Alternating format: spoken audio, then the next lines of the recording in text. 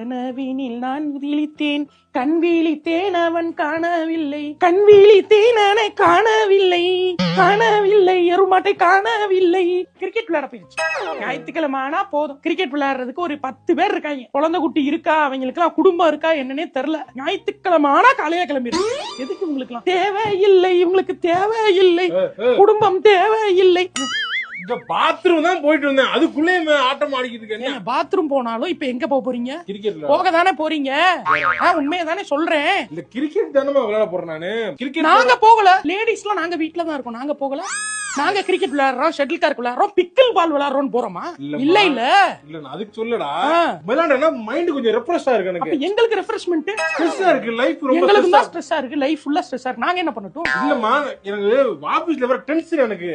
இப்ப நான் வேலைக்கு போகல ஆபீஸ்ல, அது சொல்ல முடியாது. இல்ல ஆபீஸ் போறேன் கேட்டாலும் ஆபீஸ் டென்ஷன் அது இதுன்னு